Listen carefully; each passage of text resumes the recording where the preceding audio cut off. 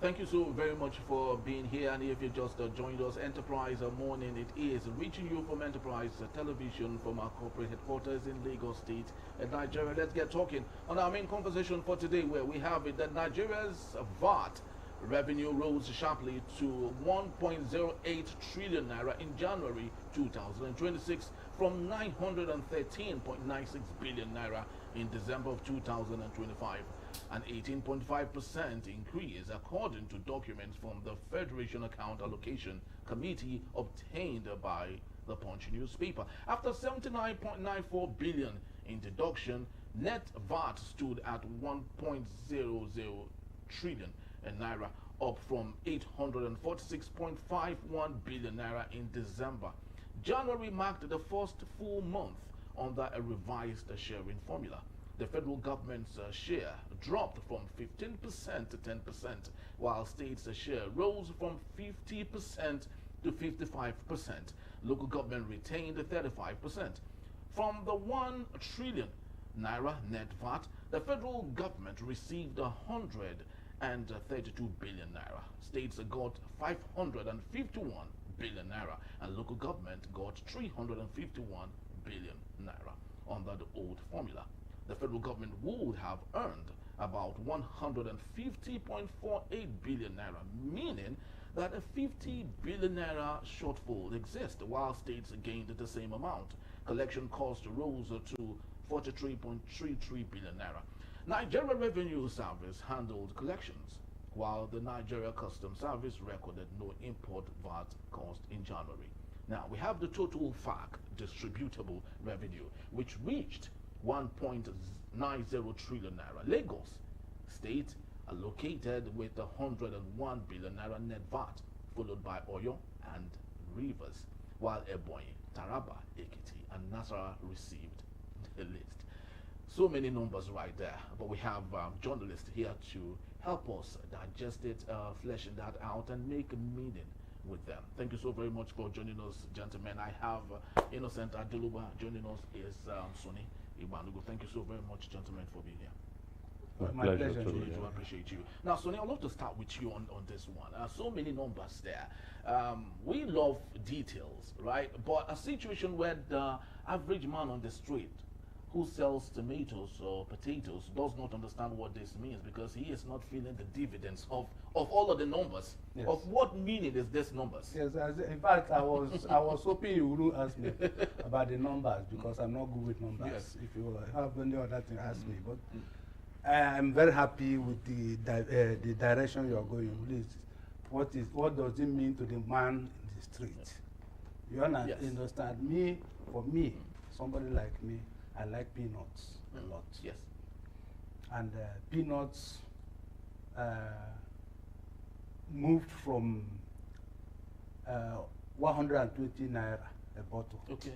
As at what time now? Because let's measure at this the time. time PDP was in power. That's 2000. It was 120 naira. 2015, Yes, 2010, or where? Yes, it was 120 naira Yes. a bottle. Mm-hmm. Then under Buhari, Okay. it was 900 naira.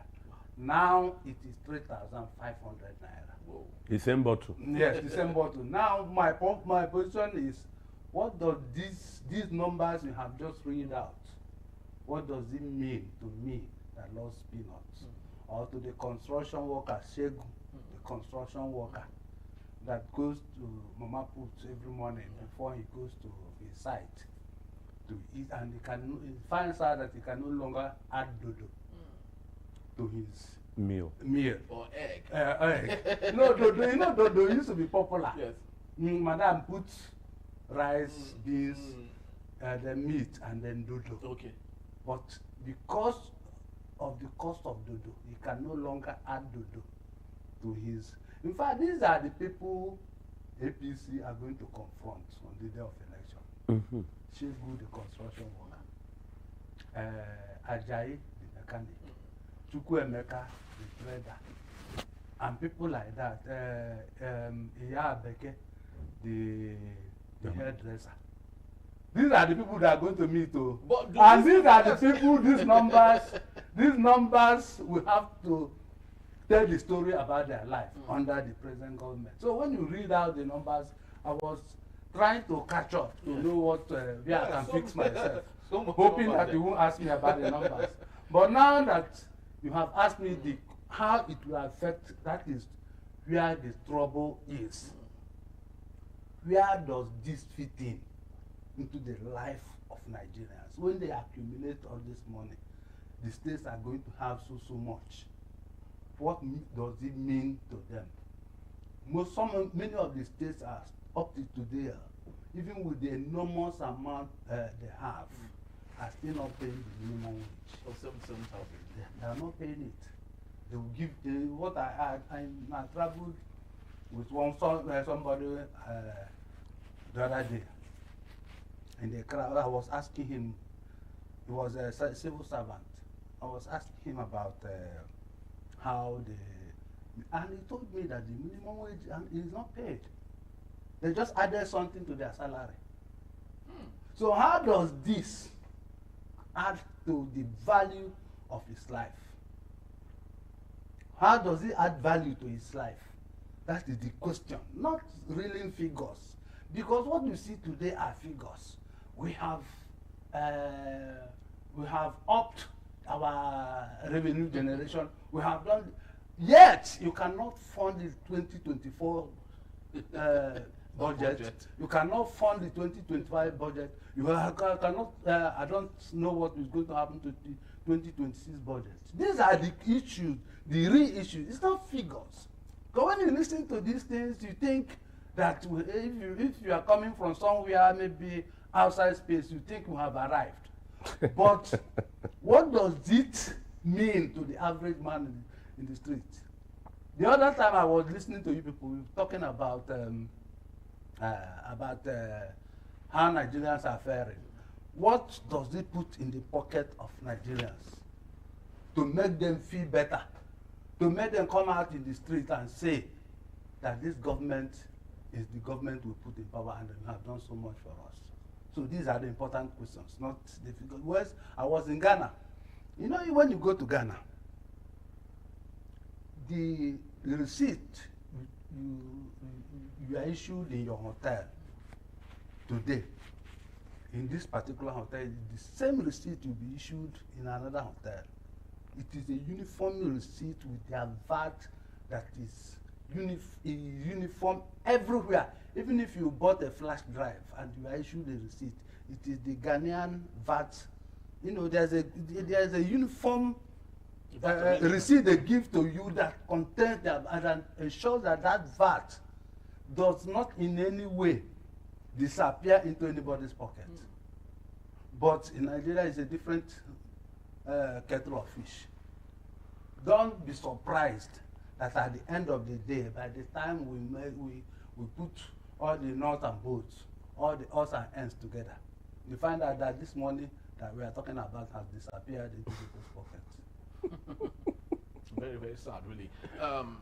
Innocent, at this point, social psychologists will call it a moment of cul-de-sacs.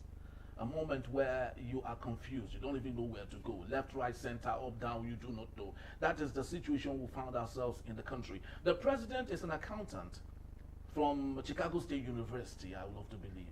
So he is someone who should understand numbers. He has always touted that he had built Lagos, okay, increased revenue, and the Lagos that enjoys everything today as a result of his dexterity. Now, why is it difficult for him to replicate the so-called growth he brought to Lagos, to Nigeria? Many permutations, and then neither here nor there.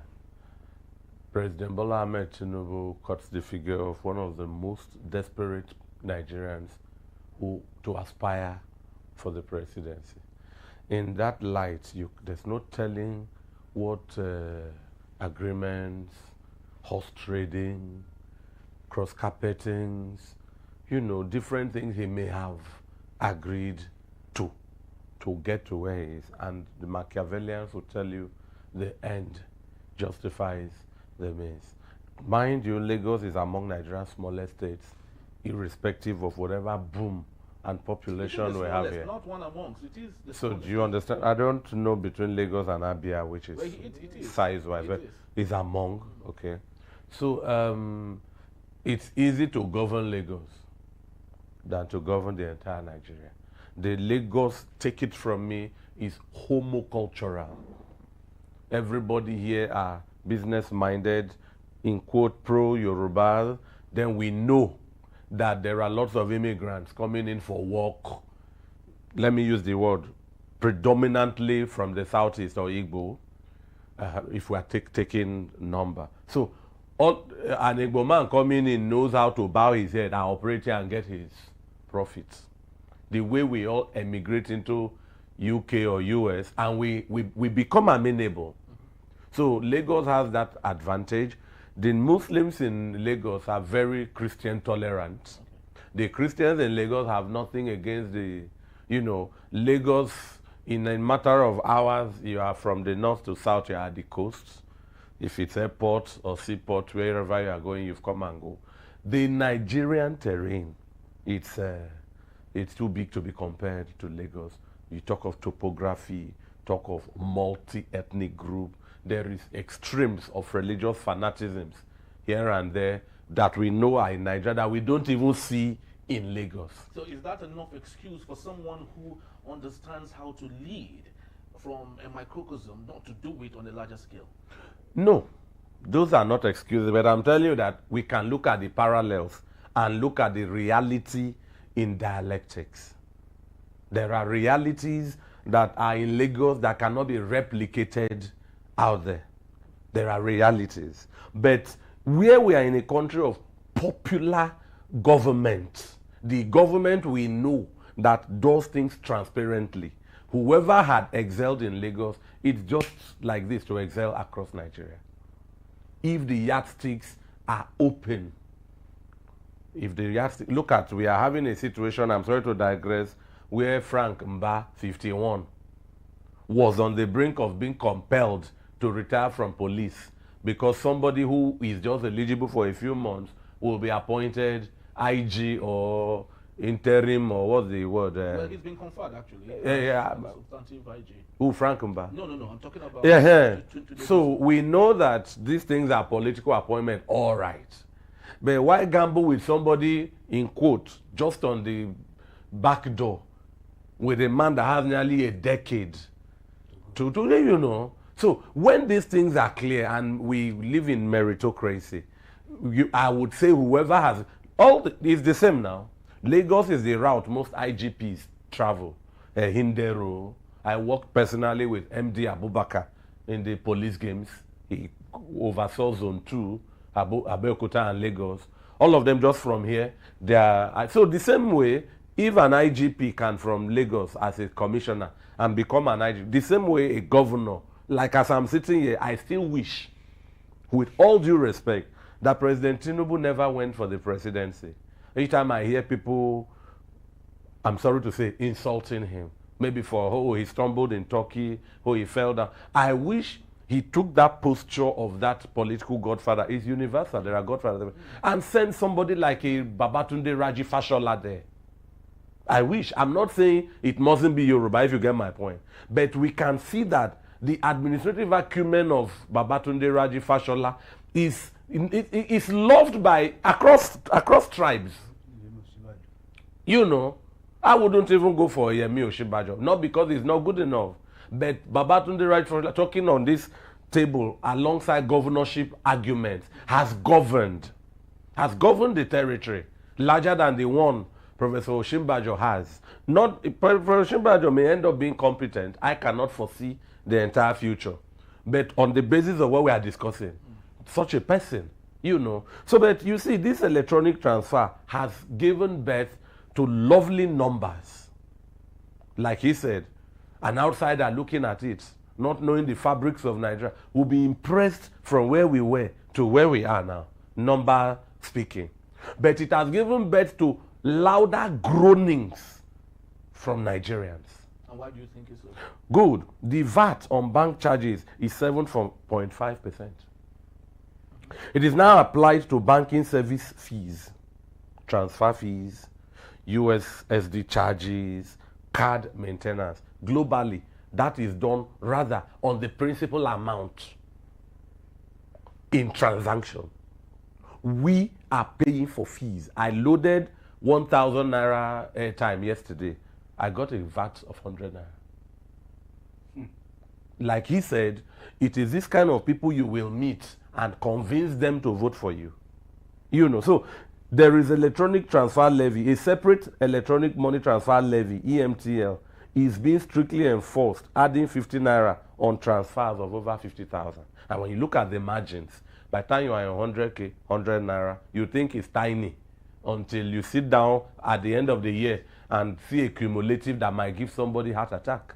But it's always been, touted that citizens hate paying tax. It's one area that nobody wants to do, even in developed countries where they provide for all the amenities they use. Still, they don't want to pay taxes, So, don't you think that we might be overstretching what we should be seen as comfortable, so we can all contribute to making Nigeria a better place? Sorry, Oga Igbanugo. When you talk like this, you need to define the tax. Is it income tax? Well, we are talking now, look at what I'm giving you, transactions. If I load another 1,000 today, I will lose 100. If I load 1,000 daily, I will lose 100 naira times 30 in a month. When I get salary, they taxed my income. So Henry, what tax are you asking about? So what tax do you think Nigerians should only pay? Income tax. And forget about it. Not that you will forget. There are proportional taxes. We know this globally. But you see, when the basics, you take a salary, they've taxed your income. Then I buy a recharge card, you are taxing it. Can we rationalize that, sir? But you taxed my income. Now, let me speak PG. Now, the change will not give me from my salary. I'm now using to spend on recharge card. You tax me there again. POS, you tax me there again. And like he said, these are the people that you will tell to vote for you, you will do this and that. And that's why I'm saying it is very fallacious to tell me with my knowledge and education, sir, that Akwa Ibom State, Delta State, Enugu State, there are more who have voted for PDP since 1999 because their governor, 3 senators, making 4, maybe 4, 5 House of Reps, making 9. And there are House of Assembly people, not up to 50, defected from one party. Therefore, you have won that state. You are lying. You are telling me rather, which I can say till tomorrow, that if we are not careful, Nigeria is headed towards the most rigged elections on record in 2027. Just for these people to prove a point that their defection counted. Well, let's see how that goes. 2027 is far off, and I would love to believe that Nigeria is quite, funny, in our history. Sani Abacha, tried it. He wanted to do the most awesome transition. It was Bola Ige once titled it the 5 fingers of leprosy. The 5 leprous fingers. Leprous fingers, yes. Where all the political parties united said that Sani Abacha was the only person that should go on the ballot, and we all know what happened. But Sonny, let's take a look at this. President Bola Ahmed Tinubu has said that we should not come for him. We should go to our governors, right? Nigeria operates a system of government where the federal, the state, the local government are there to provide whatever. Alex Oti is one individual I would always want to use every other day as a textbook example. No one in Abia State I would love to believe, know that President Bola Ahmed Tinubu exists. They know that Alex Oti is there for them. He has provided, changed lots of things that had not been changed for 24 years. So don't you think it is a business of governors that have not behaved like Alex Oti that is the cause of President Bola Ahmed Tinubu's plenty problems? Well, that Alex Oti you are talking about, how is he today? Are they giving him some respite? The same APC and their people. Are they giving Alex Oti any respite? What kind of respite? He gets his grants every month. Do you know the amount of pressure they are mounting on him? Have you heard from Ojuzokan against the same Alex Oti? Have you heard that about Kano Zekalu, the deputy speaker, deputy speaker. Okay, Benjamin. They call it the fine boy. Have you had the onslaught they are mounting on him? Have you had the fire they are giving to him? Do you know that Alex Oti is as good as losing that Abia State? They have sworn that Alex Oti will never return as governor of Abia State if it does not defect to APC. That's the only thing that will save him. Irrespective, in spite of what the people say. Sorry, sir, you think the people will not vote for him with the middle of all of this? They will vote for him at the end of the day. Yes. If it is this electoral act that we are talking about. Okay, electronic transmission. Yes.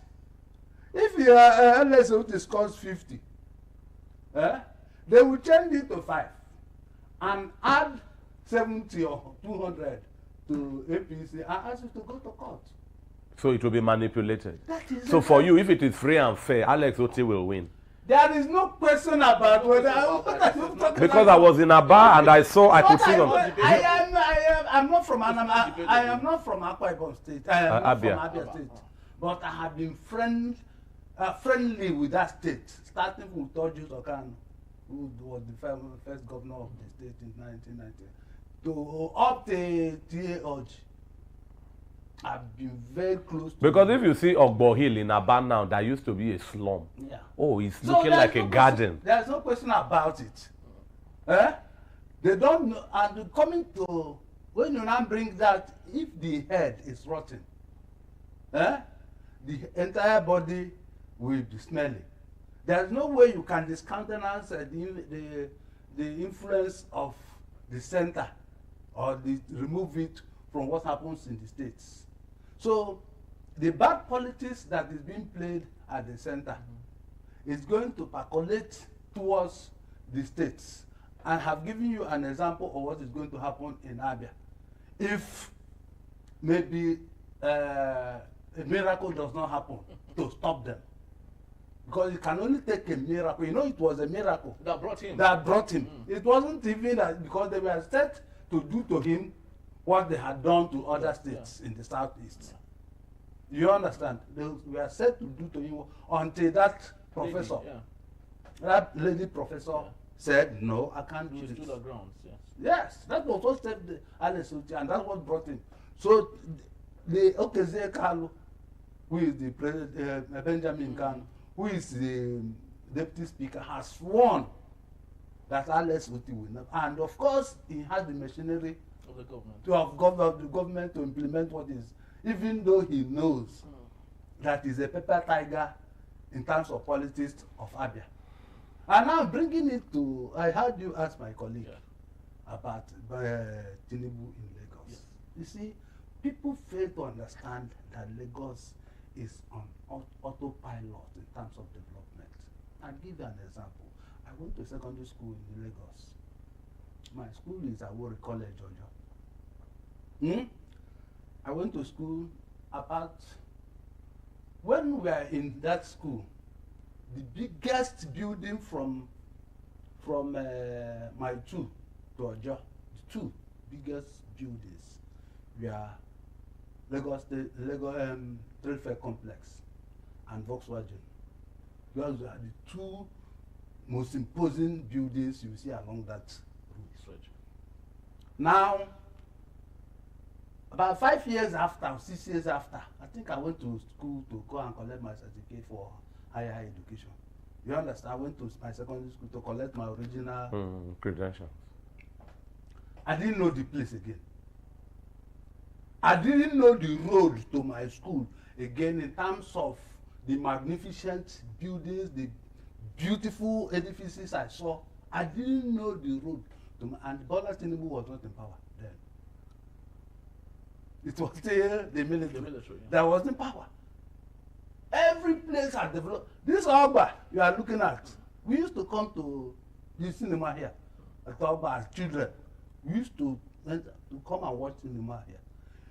Now, this Oba was just a scanty place. You cannot, but now look at how it is. Look at Lekki, for instance. So when you say that Tinubu built Lagos, of course, in 2023 presidential election, they debunked it now in the most telling way, in the most telling manner when he fell on the ground, Yakata, like this thing. He couldn't have built Lagos, and Lagos people refused to vote you. Vote for him. So it is not. It is a fallacy for somebody to. Lagos is on autopilot. Leave Lagos, except that is maybe a lot of things will damage if there is no government. But leave it like that. Lagos is on autopilot of development. It will continue to develop no matter the type of person you put here. So that is easy. So coming back to your question, the question is whether the state, it is important, the federal government is important for them to, or whether the states will recognize the federal government, or whether the federal government is important in the activities of. Yes, it is the president that gives direction. So the direction also is as important, just as important as the impetus of motion. But the president cannot give direction to a state government on ensuring that drainages are built. It's not about. It's not about if there is good governance at the federal level. The state governors will think twice before taking some actions that are not in tune with what is happening at the federal level. If the federal level is going on the motion, on the motion of on the right way, it is very difficult for the states not to take a cue from there. On the other hand, if the federal government is basing its governance on a skewed form of government, of affairs, it is also difficult for you to find, except exceptional ones like you mentioned in Abia, that will be on the straight road. So it is very important that is why you have the president. You see what is happening in America now.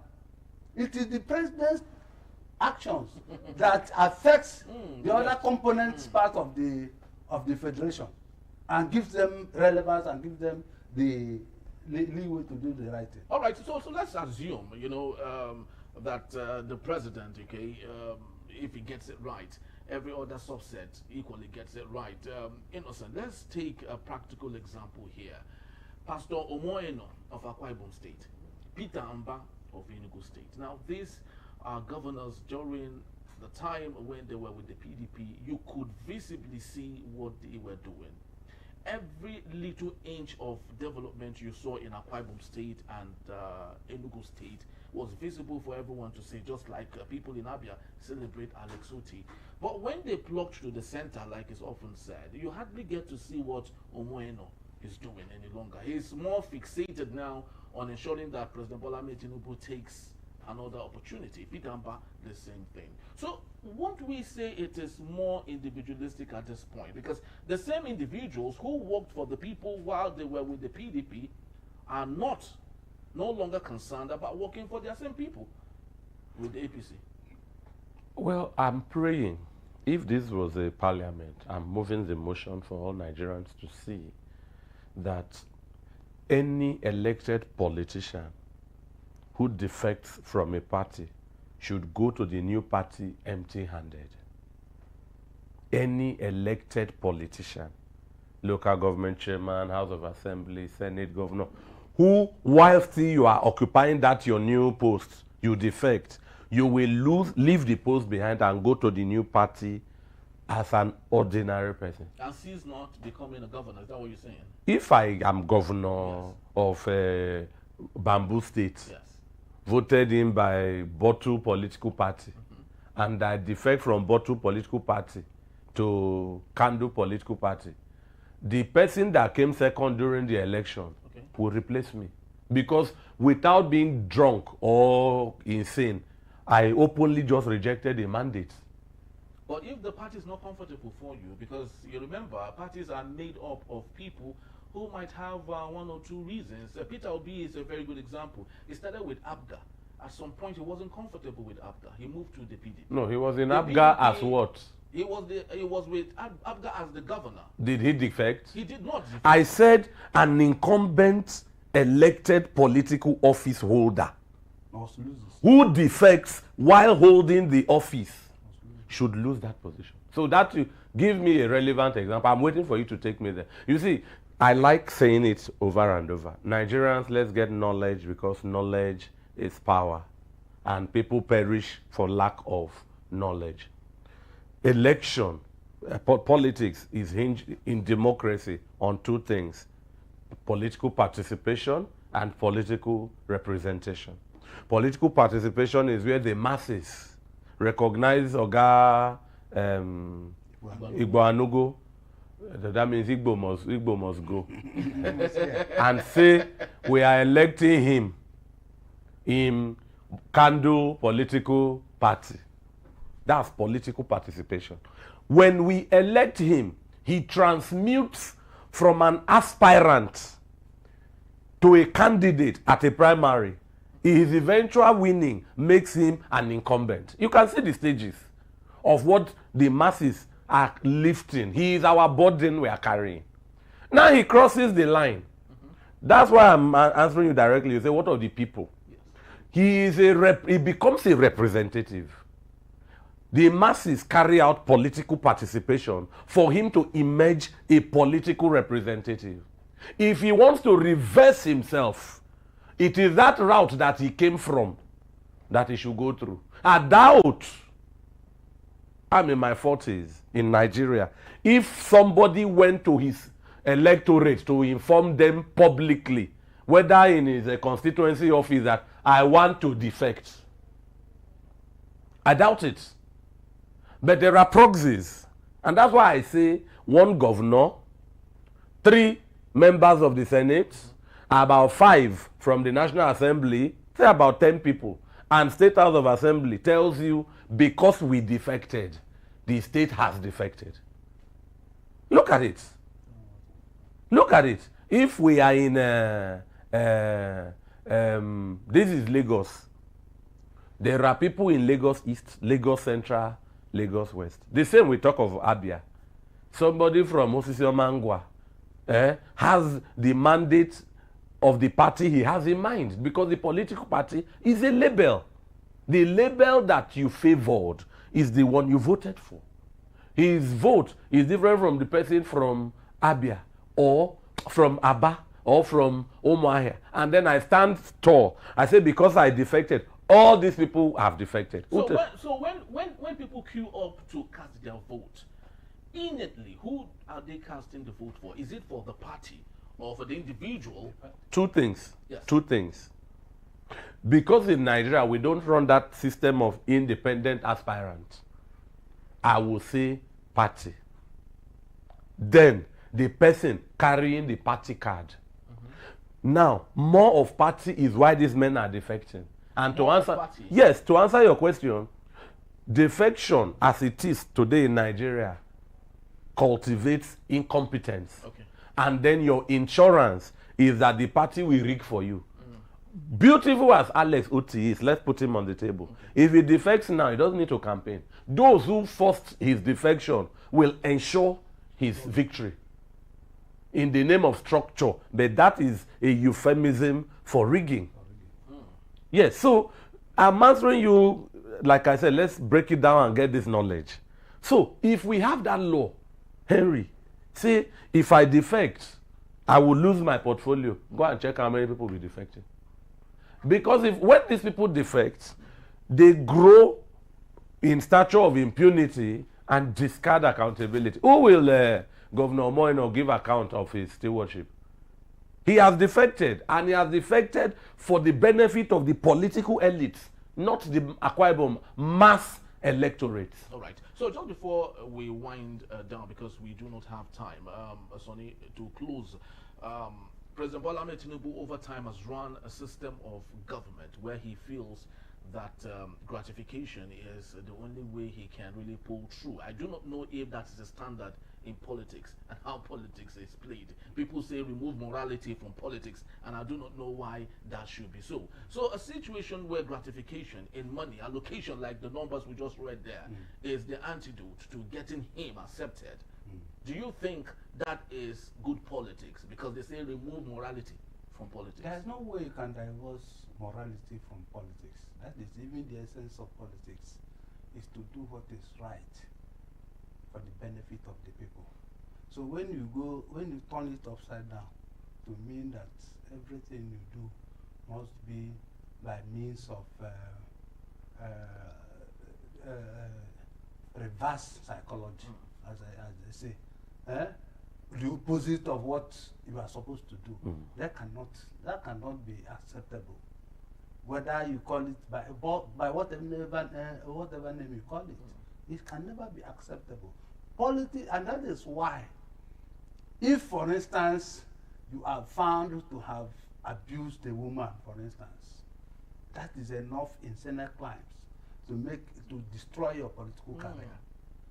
If you are found to have lied on oath, your political career is destroyed. So, which means morality is a big subset. It's a very big, very big, the biggest, very tangential to political success or failure.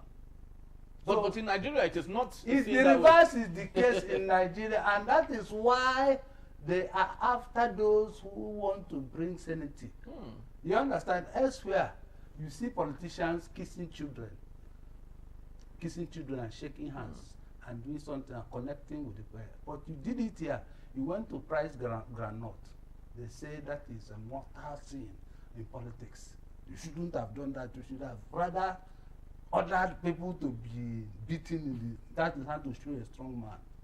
That you are a strong man and that you want the position. But if you went to connect, I'm sure that those people who went to buy granite, it's not that they can't send somebody to buy granite for them. It is for you to have a connect, for you to talk, to feel the people in the market, for you to feel the people in the street. But no, that is what the way politics is played elsewhere in Senate climes. Because I don't think the Canada all of us want to go to. You say the Prime Minister of Canada had ordered anybody to be beaten. If it is discovered, you know what? The Watergate scandal. Yeah, Watergate. The Watergate scandal was simply because they were planning how to eavesdrop into the conversation or the affairs of another party. And it was discovered. That was what destroyed. That was the Watergate scandal. And that was how President Nixon was chased out of office. So some of these things we embrace them as the right thing, but they are not the right thing to do. If you don't have certificate and you can't provide a certificate, no primary, no secondary certificate with INEC, that should be the end of your political career. No two ways about it. But in this case, they don't provide it. You say you went to secondary school, you went to government college Lagos. Government college, look at Awori College, or look at government college Lagos. You say you went there in 1970. It was founded in 1975. And these things are in the public space. And you are still in power. So there's no way you can appreciate the two, you can link the two. Morality is politics everywhere. Even if you did anything, you must the 11th commandment must apply. That shall not be caught. Because once you are caught, that's the end of your career. Cuomo, the New York governor, is this still there? Is it still there? So you cannot take what is good in a society and you come here, you bastardize it, and you say that is politics. It is not politics. That is not, and that is why we are not moving forward. Very well said. Innocent, my last question. We have less than 90 seconds to do this. Political history is one subject I am beginning to love, and I want to learn as much as possible, because it's always believed that history is repetitive, no matter the terrain you find yourself. We're speaking about the Shah, the last Shah of Iran the other day, how the father and the son were in control of a country, but there's always a time when nature will say your time has come. So when we take a look at President Bola Ahmed Tinubu, because we're having a very congent intellectual discussion here that would benefit both those listening and those who will be listening in the future, what do you see when you look into your political crystal ball, Innocent? What do you see of President Bola Ahmed Tinubu, his antecedents, the way he is going about playing politics, obviously without morality, as we can see, and so many other things that go around it? What do you see, all things being equal? In what aspect? In the aspect of what we discussed yesterday, the Shah, and how that the throne ended eventually. What do you see when you see President Bola Ahmed Tinubu going by what we visibly as Nigerians can see of the way he's playing politics that is not in tandem with the way politics should be played? President Bola Ahmed Tinubu is a moral politician. He is not hiding that he does not care about the masses. He is not pretending. I hope yes, it's clear. Well, it is contradictory here. You say he's not a moral. You say he is not a moral. He is moral. I see the point he's making. Okay. He is moral. Okay. Yes. Which in himself is moral. Yeah. He's moral. Yes.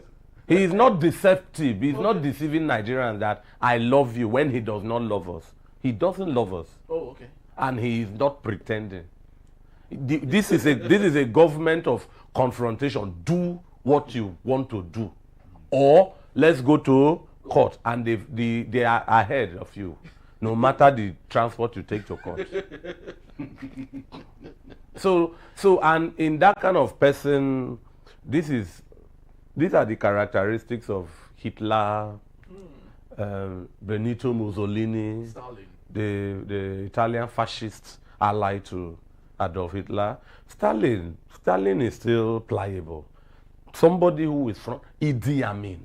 People who tell you this is how I am. And there's nothing you can do about it. Not that nothing you can do. Take me as I am or leave me. And what we should know is propaganda is an aspect of politics. Rigging is an aspect of politics. Choose your method. Just emerge. Get to your goal. So whoever does not like President Bola Ahmed Tinubu, President Bola Ahmed Tinubu is touted as the most the best political strategist in Nigeria ever, whether you agree or not. So if you don't like him, you want to run against him, you too go and grow your strategy in the opposite direction that can stop him. He is not stopping you. He is using his strategy to have his way. And that's why today you see Labour Party, they tell you, oh, it's factionalized. It is the voice of Jacob and the hand of Esau. ADC is starting now. The message is, no, it cannot stand, it will stand. There are what we call strategies from outside happening inside. You know. So, and I tell you, it is political witchcraft for a standing party to swallow opposition party. It's political witchcraft. Because it is the party options that give the masses a taste of, we've seen this, let's try this. And that's why I'm begging people like, is it people now? Parties like the PDP, once upon a time, was a ruling party, to rise up and give Nigerians options. Because even before 2027, Nigerians are almost looking optionless. Yes. And that's not good for a multi-party democracy.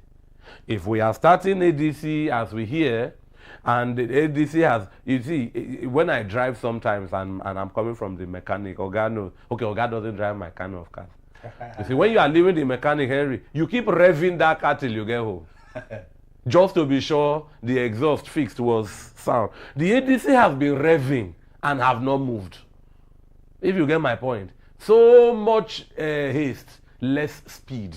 So, President Tinubu is headed in a direction that any good thinker can see.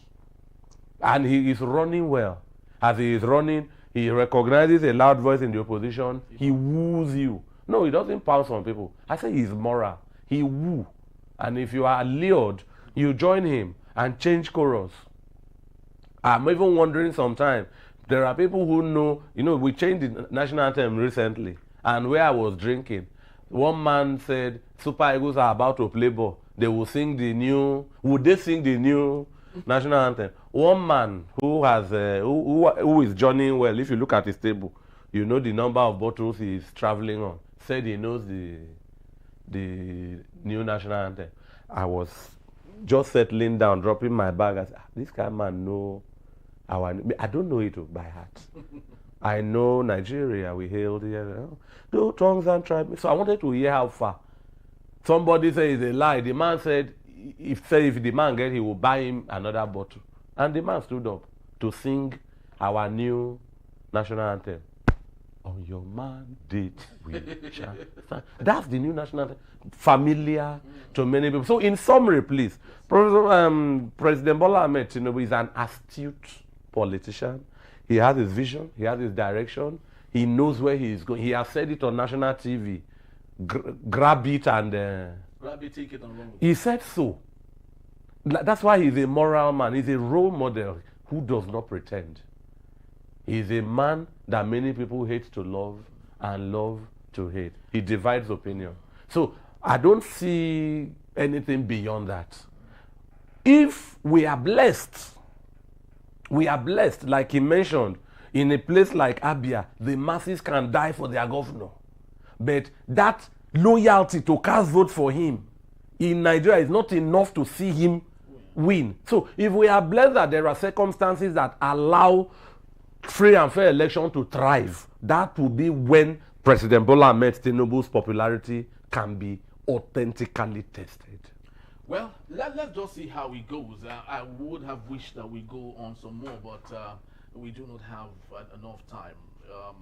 Interestingly, funnily, someone on social media on the comment section was saying that was actually pleading on President Donald J. Trump and Israel not to, by mistake, strike Africa, because in Africa, all our leaders do not know that they are even leaders in the first place. That in Africa, we are still busy looking for water, and we have no issues to do or fight with. And that might be hilarious, but at the same time, it's a message stating that in Africa, we are still not ripe enough to lead a continent.